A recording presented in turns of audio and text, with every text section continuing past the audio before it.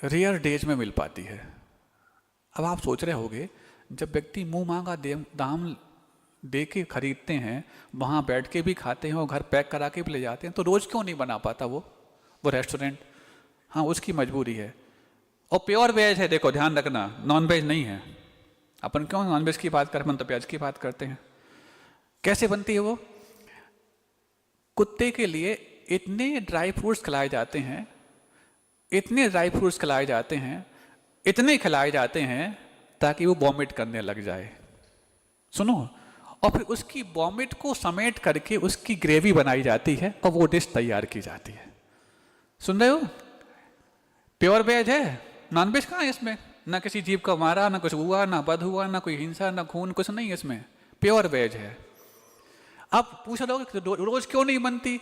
जिस दिन वो कुत्ता ड्राई फ्रूट्स को हजम कर जाता है, वॉमिट नहीं करता, उस दिन वो ग्रेवी नहीं बन पाती और डिश नहीं बन पाती। और जिस दिन वॉमिट कर देता है उस दिन ग्रेवी बनती है और डिलाइशियस बनती है और घरों में जाके पैक होके बिकती है। वहां पर भक्ष्य अभक्ष्य उपसेव अनुपसेव का कोई विवेक नहीं, वहां पर तो नया टेस्ट चाहिए। अब बाकी सारे टेस्ट तो कई बार उन्होंने चख लिए हैं, अब तो वो चाहिए जो कुछ नया हो।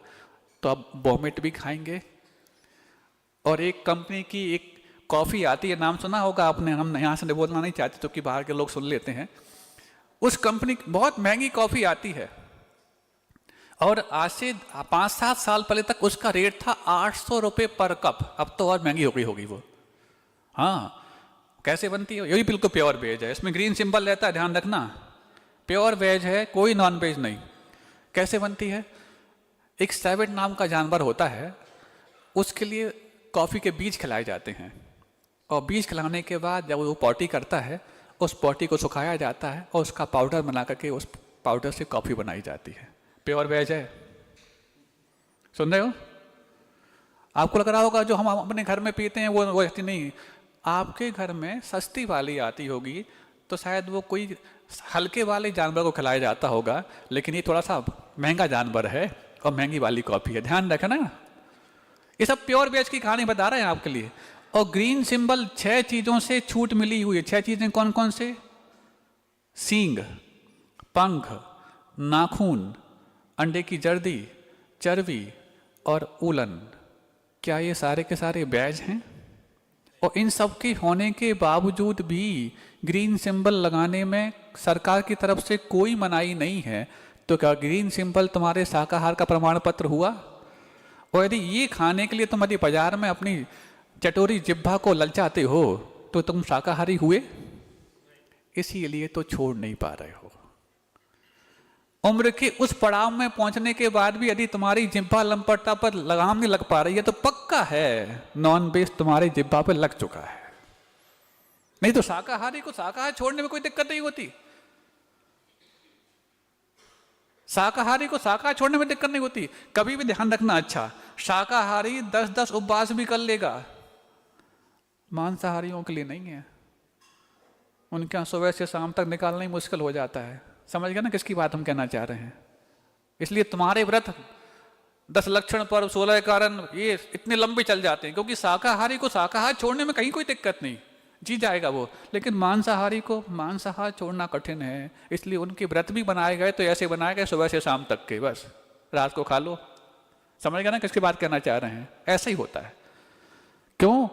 मांस को व्यसन में 7 व्यसन होते ना, जुआ खेलना, मांस खाना, मदिरा पान करना, चोरी, शिकार, पस्ती और वेश्यागमन, ये 7 व्यसन, इनको छोड़ना कठिन हो जाता है। इसलिए मांस को व्यसन के रूप में रखा गया, शाकाहार को नहीं रखा व्यसन के रूप में। अब समझ लो, तुमसे यदि वो डोमिनोज नहीं छूटता, मैकडोनल्ड नहीं छूटता, KFC, पिज़्ज़ा हट और पता नहीं कौन कौन से नए नए आ गए हैं, ये नहीं छूटते हैं, तो पक्का है तुम्हारी जिह्वा पर मांस लग चुका है, इसलिए नहीं छूट रहे हैं। और इतना सुनने के बावजूद भी, इतना सुनने के बाद भी ना छूटे तो पक्का और मान लेना, और छूट जाए तो फिर समझ लेना चलो कुछ हमारे पुण्य बचाता शेष, इस कारण शेष वासना मात्र में वही तत्। ये भ्रम है। कितने और क्या सुखम दुखम च देहि नाम, ये सारे सुख और ये दुख, ये सारे के सारे इन संसारी प्राणों के लिए कैसे हैं? उद्वेजयन्ते ते, आकुलित करने वाले हैं। आप लोग शाकाहारी है ना? अभी तो एक एक इंद्री की बात की, जिह्वा इंद्री की, बाकी और इंद्रियों की बात अलग है, क्योंकि समय हो रहा है, आगे चर्चा अपन और करेंगे। इतना अवश्य है, जिनके जीवन में इन आकुलता से बचने की थोड़ी भी जिद पैदा हो जाती है, वो इन आकुलता के साधनों से बचने का पहले काम करते हैं। कौन कह रहा है तुम भूखे रहो, भरपेट खाओ, दिन भर खाओ, कौन ने मना किया है? लेकिन कम से कम उससे तो बच जाओ जिससे तुम्हारी बुद्धि में अपने भले की बात सोचने में नहीं आ रही। और व्यसन जो करने लग जाता है, पक्का है उसको कभी अपने कल्याण की, अपने भले की, अपने उन्नति की कोई बात दिमाग में नहीं आएगी। कोई बताएगा भी तो हाँ, हुआ था ना उनके यहाँ आता है दूसरों के यहाँ कि वो दर्शन करने की बात कहती, हाँ दर्शन करने का, हाँ वो बच्चा महावीर की बात है, अपने यहाँ नहीं आती कथा, ये उनके यहाँ आती है श्वेतांबरों के यहाँ। उसकी मौसी या कोई भी उनके रिश्तेदार थी, चलो दर्शन कराओ महावीर को, केवल ज्ञान हो गया है। क्या केवल ज्ञान हो गया? कल तक मेरे सामने घूमता फिरता था। अरे आज तो भगवान बन गए। हाँ बन गए होंगे, दर्शन कर लो।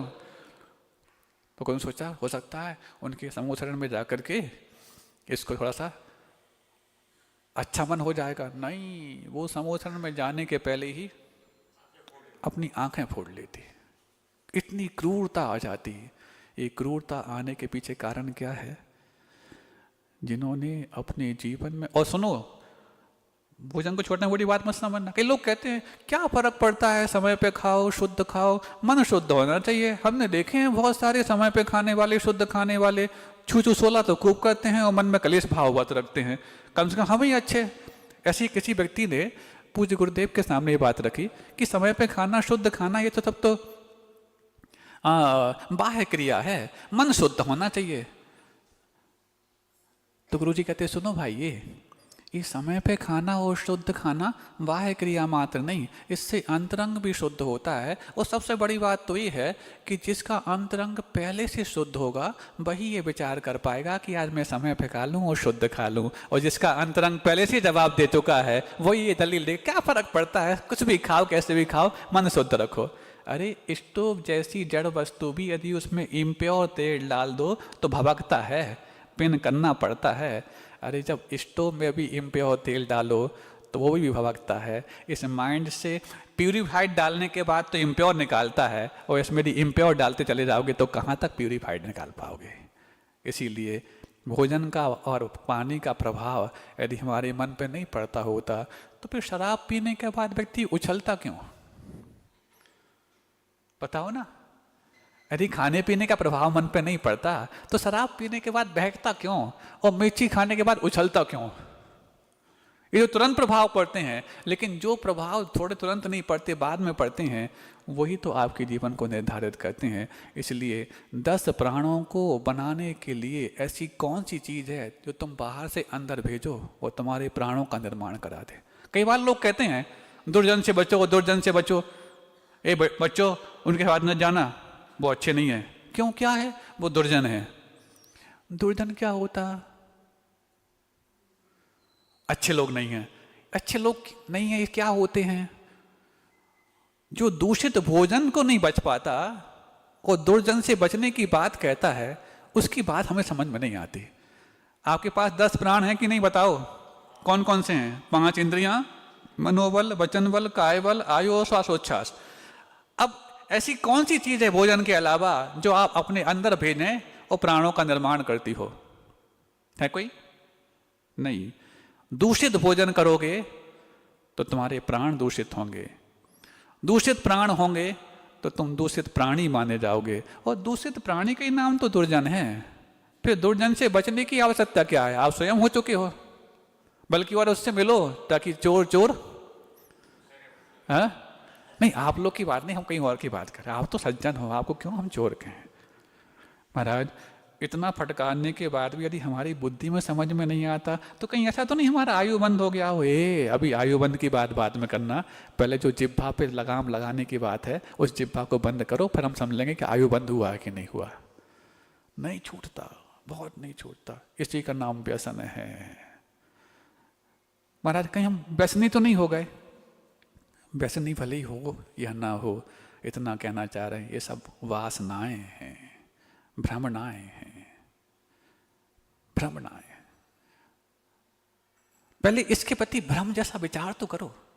वास्तविक होता तो कौन मना कर रहा है? अमृत खाओ ना, कौन ने मना किया है? महाराज मिलता कहाँ अमृत? कैसे नहीं मिलता?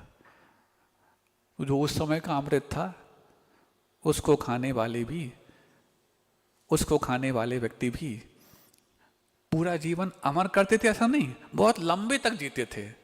आज भी तुम्हारी पूरी आयु को जीने लायक है अमृत। देशी गाय का दूध अमृत है आज का, क्योंकि पचाना तुम्हें आता हो तो। जर्सी का नहीं है, जर्सी गाय नहीं है, वो गाय जैसा दिखने वाला एक जानवर है। सुन रहे हो? जर्सी हो, हॉलिस्टीन हो, जितने भी गाय हैं, जो हाइब्रिड गायें आती हैं, जिनके कंधे पर फ्लैट होता है, जिनका कंधा हम्ब जैसा होता है, वो तो देसी गाय हैं। उन गायों का दूध अमृत है। और यदि जिनका फ्लैट होता है, वो तो हाइब्रिड हैं, वो गाय हैं ही नहीं, गाय जैसे दिखने वाले जानवर हैं। उनकी आवाज़ सुन लेना तुम, सुअर जैसी आवाज़ आती है, सुन लो। क्यों? सुअर का ही बीज है। उनके पीछे जैसे सुअर ऊपर फ्लैट होता ना पूरा, उसकी पीठ ऊपर से, ऐसी जर्सी गाय की पीठ पूरी फ्लैट होती है, और पूरा उसका दूध कैंसरस होता है। और यदि वो दूध पूरा ही हो तो फिर पक्की बात है, कहाँ तुम्हारे दिमाग में अच्छी बातें आ सकती हैं। महाराज इसलिए तो कहते हैं कि अब ये जीवन तो निकल गया, अगली बार देखेंगे। ये जीवन बचाने के लिए कितने जीवन बर्बाद किए थे, और यदि ये निकल गया तो अब कितने और बर्बाद हो जाएंगे, सोचो तो सही है। इसीलिए समय रहते बात समझ में आए तो ठीक है, नहीं तो even every correct decision is wrong when it was taken too late, because justice delayed is justice denied also. अहिंसा परमो धर्म की